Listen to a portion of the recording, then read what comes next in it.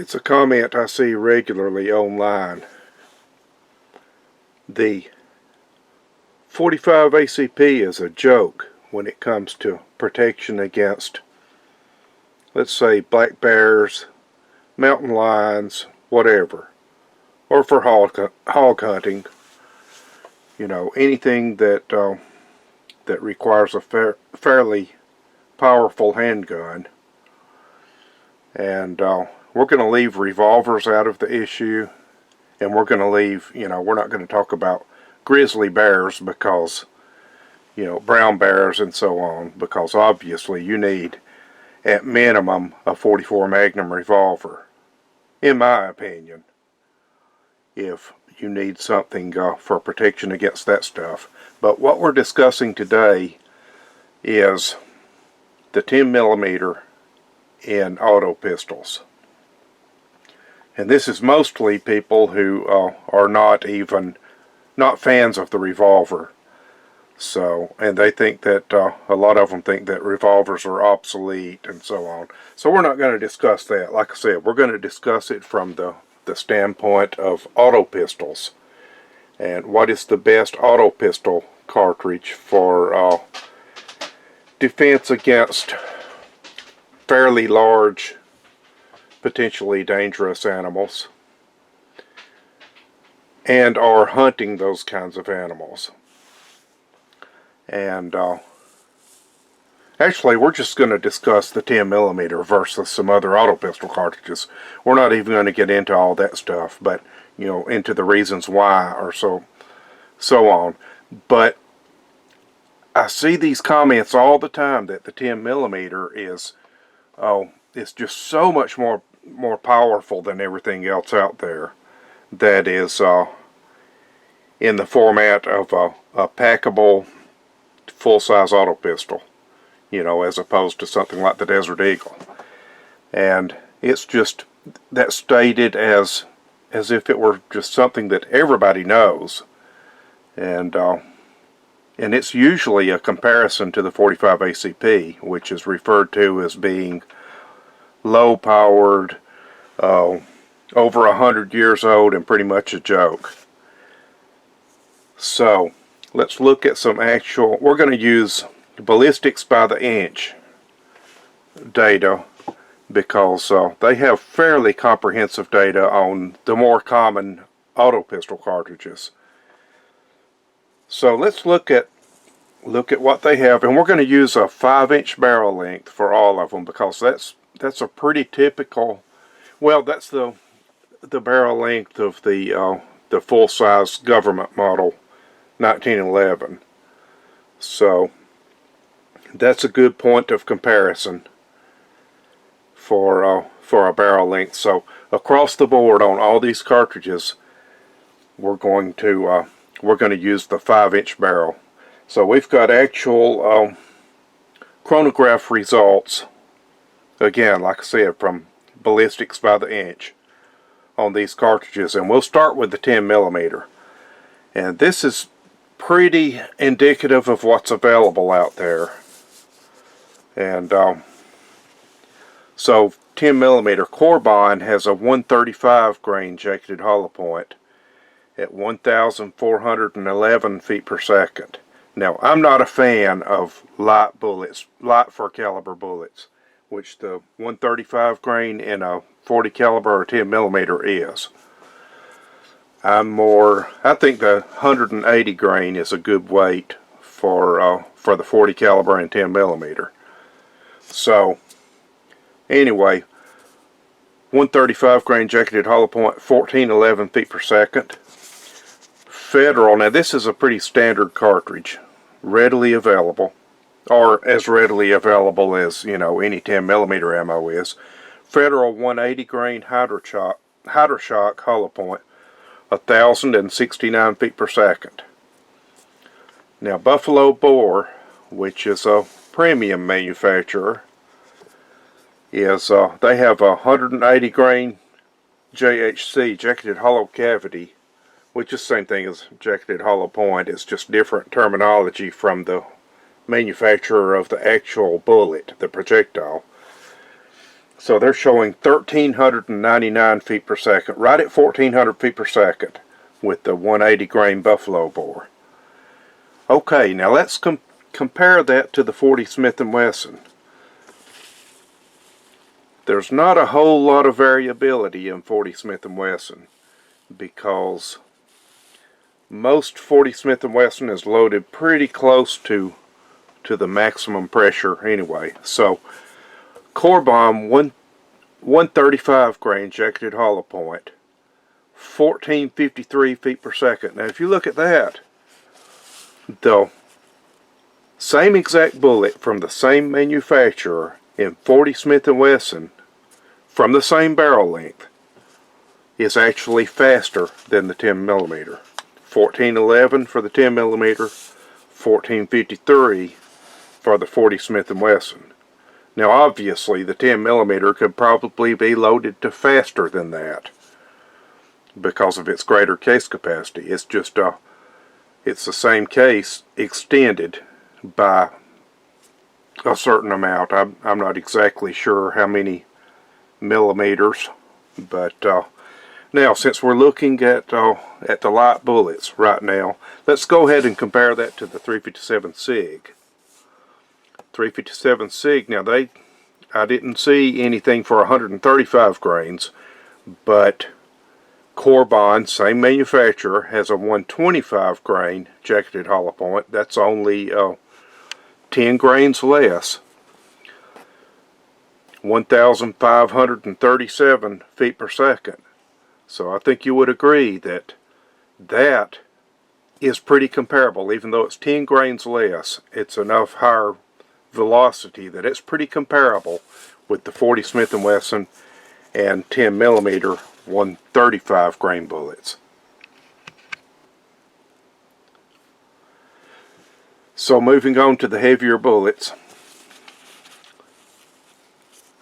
10 millimeter Federal 180 grain Hydroshock, 1,069 feet per second. Buffalo Bore 180 grain, 1,399 feet per second. Winchester 175 silver tip, 1,225 feet per second. And Hornady has a 200 grain bullet at 1,133 feet per second. Okay, so 40 Smith & Wesson, a 180 grain jacketed hollow point at 1,047. Let's see, here it is. 1,047 feet per second. So that's running pretty close to the Federal 180 Hydroshock in the 10 millimeter. So there's not a lot of difference there. You're not really gaining that much compared to the 40 Smith & Wesson. Unless, of course, you know, like I said, you go to the premium stuff, the Buffalo Bore. Oh, now you gain a bit more with the 175 silver tip Winchester. That's a pretty good load, probably 1,225 feet per second. Okay, but all of these have to be much better than the 45, right? Okay, let's move on to the 45 page. Now, first, we're going to have to approach this and, you know, let you guys know exactly what I'm talking about here. Because usually, the people who are making this claim of the 10 millimeter being so much far and above the 45 ACP, they're just looking at the standard old military load or equivalents of standard pressure loads of a 230 grain bullet at maybe 800 to 850 feet per second, or a 185 grain bullet at maybe 950 feet per second. But the 45 can do a lot more than that. And this is my Glock 45, Glock 21, and it's loaded, so let me unload it. And it's loaded with round nose plinking loads. Okay, so it's got the factory barrel in it, and as most people know, the factory barrel, it'll shoot cast bullets, but it's not ideal for it. But the main thing is that the chamber is kind of loose, and it's not well supported. It's supported well enough to maybe shoot some plus P ammo and so on, but it's not that well supported for shooting high performance ammo. Of course, the 10mm Glock barrel is, the Glock 20, because 10mm is a higher pressure round, so they have to design it to be able to handle that. So here's what I did with my Glock 21. Let me break it down real quick. So this is the factory 45 ACP barrel and factory 16-pound spring. So I got this, and I think the factory barrel, standard Glock 21 barrel, is 4.5 inches.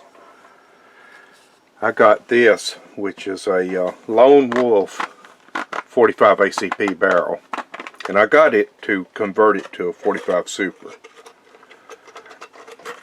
So it has rifling that's more well designed for lead bullets.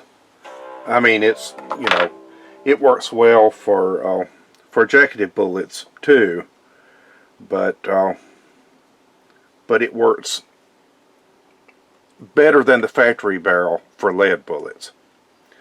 So, and I got I think they call it a tactical length, so it's a little bit longer. It's just over 5 inches.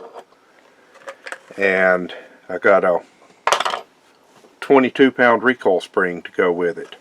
And that way I can shoot high performance 45 ACP ammo in it. Let's see. Throw this thing together real quick.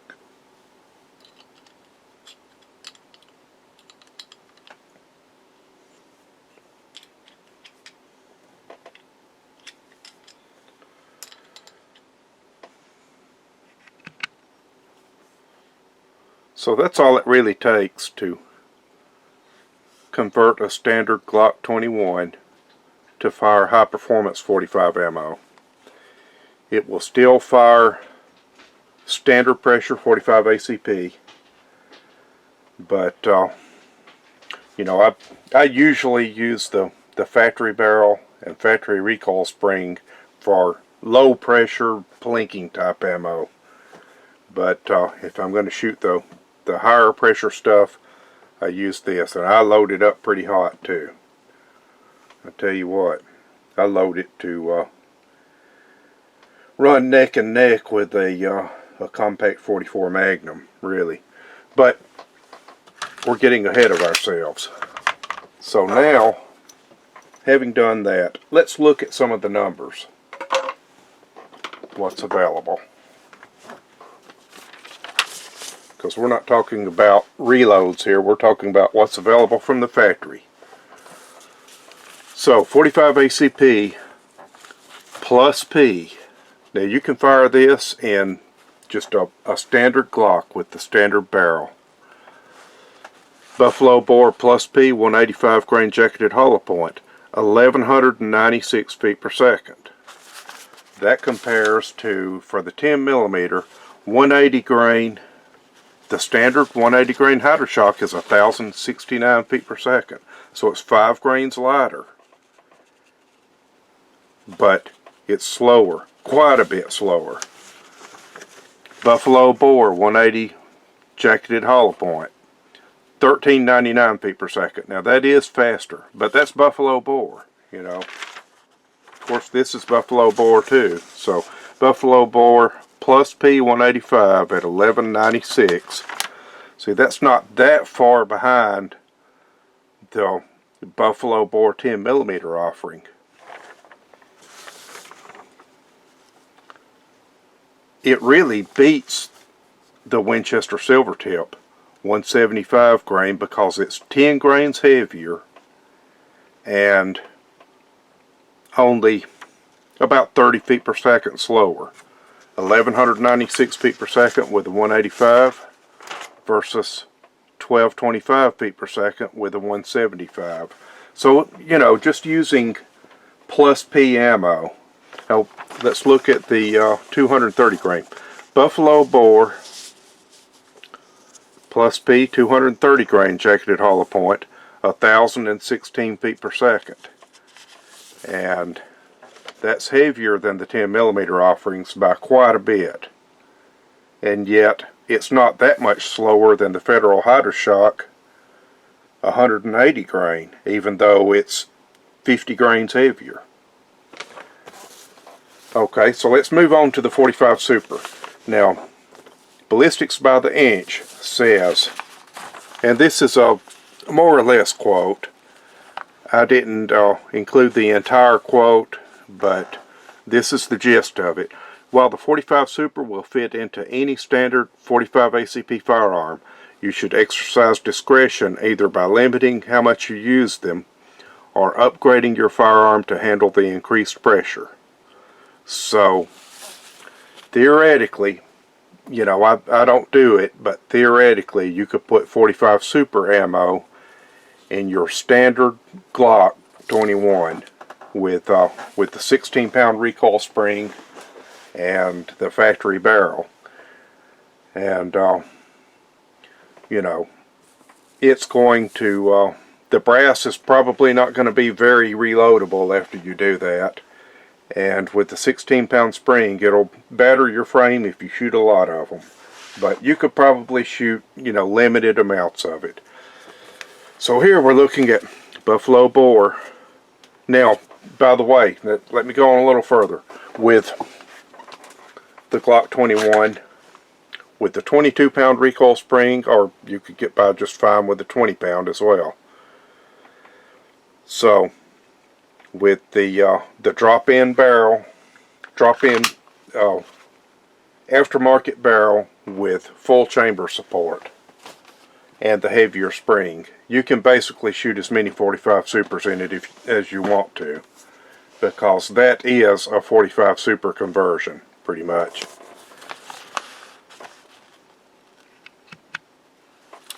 So, Buffalo Bore 185 grain jacketed hollow point in 45 Super, 1348 feet per second. That's 185 grain. Now, the Buffalo Bore 180 in 10 millimeter is 1399. So that's pretty close. That's very close, actually. It's 5 grains heavier on the 45 Super and 50 feet per second slower. So Buffalo Bore 200 grain is 1245 feet per second. Let's see, where are we? Yeah, 1245. Buffalo Bore 230 jacketed hollow point, 1158. And personally, on big animals, I would prefer the 230 grain or heavier bullets. Okay, here we go. This is what I would want if I were going to be facing big animals and carrying an auto pistol. The Buffalo Bore 255 grain hard cast bullet at 1100 feet per second. Now that will do the job. So let's go on and look at the 460 Roland. They only listed one load there. That was a Corbon 230 grain jacketed hollow point at 1208 feet per second. 1208 feet per second. And so that's pretty good. That's running pretty close to what a 44 Magnum will do with about the same weight bullet from a 4-inch barrel. And I don't do 460 Roland, and I'll tell you why. 460 Roland is an the case length is a little bit greater than a 45 Super. 45 Super is designed to fit into a standard 45 ACP chamber. A 460 Roland conversion has a deeper chamber, and they say you can still shoot 45 ACP in it, but what happens is shooting 45 ACP in it is just like shooting 40 Smith & Wesson in a 10mm chamber. It headspaces on the extractor instead of on the case mouth, and that works, but I would prefer that it headspace properly on the case mouth, as it does in a 45 Super chamber. 460 Roland now, like I said, it's an extended length case and extended length chamber, but the overall length is exactly the same as 45 Super. They just seat it deeper. And the only reason they do that is so that you can't fit a 460 Roland cartridge into a 45 ACP chamber. Of course, like I said, if you upgrade it with full chamber support and a heavier recoil spring, it will handle it. So you're not really gaining anything. The only thing you're gaining with the 460 Roland case is a case that will not fit into a standard 45 ACP chamber. You're not gaining any additional powder space.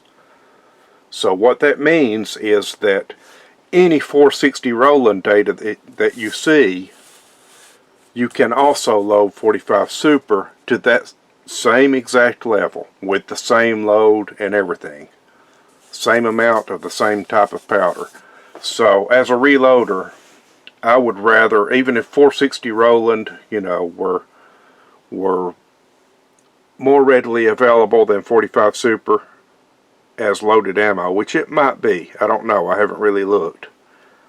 But as a reloader, I don't see, to me, any advantage in going to the 460 Roland. Okay, let's look a bit further into this. I did some more searching on 10mm ammo, and I found that this Buffalo Bore 180 grain at basically 1400 feet per second, that is the absolute hottest 10mm I was able to find. Wasn't able to find anything hotter than that from any of the manufacturers. Now I did find a heavier bullet load, also from Buffalo Bore, and it was a 220 grain bullet at 1200 feet per second. And the Buffalo Bore, now Underwood Ammo had something similar, 180 grains at right around 1350 to 1400 feet per second. However, looking further into the 460 Roland, I found some more specs. I found 185 grain at 1560 feet per second. Now that is hot. That's way hotter than any 10mm load. I found a 200 grain at 1450 feet per second, and a 230 grain at 1340 feet per second, and a 255 grain at 1300 feet per second. And I mean, that is fully 44 Magnum specs. Now, reading on Glock Talk, I was reading about, there's a 50 plus page discussion of high performance 45 loads, 45 Super, 460 Roland, so on, in Glock 21s. And mostly with heavier recoil spring and an aftermarket barrel with full case head support, full case support, just like mine. And so I'm going to read a little bit on what Glock Talk has to say. It says, Starline has confirmed their 45 Super Brass has the same strength as their 460 Roland brass. Okay, now like I said, the 460 Roland brass, because it's loaded to the same overall length and is loaded to fit, you know, the chamber is exactly the same as a 45 ACP chamber, only a little bit longer.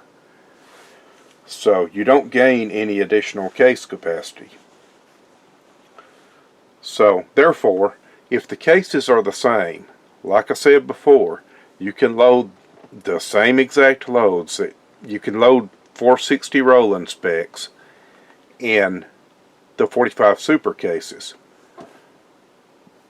Now, furthermore than that, it says, using standard cases, over time several people began to push regular cases very hard and found them more than sufficient. I've done that too, actually. And the guy who's writing it says, I broke 1,200 foot-pounds of energy using once-fired regular 45 ACP cases in a purpose-built Glock 21. And by purpose-built, he means one just like what I've built here. And by the way, that's these loads here: 185 grain at 1560, 200 grain at 1450, 230 grain at 1340, 255 grain at 1300. All of those are, none of those go over 1,000 foot-pounds of energy. So he's saying that he went greater than 1,200 foot-pounds of energy. So that's substantially more performance than this even. And he doesn't say what bullet weight he used to do that. But bottom line is he did that with standard 45 ACP brass. So there you go. That's proof that the 45 ACP with an action spring that's heavy enough to handle it and full case support will blow away a 10mm. So all these people who think that they're upgrading or that they're getting something more powerful than a 45 by going to 10mm, they just don't know what a 45 can do.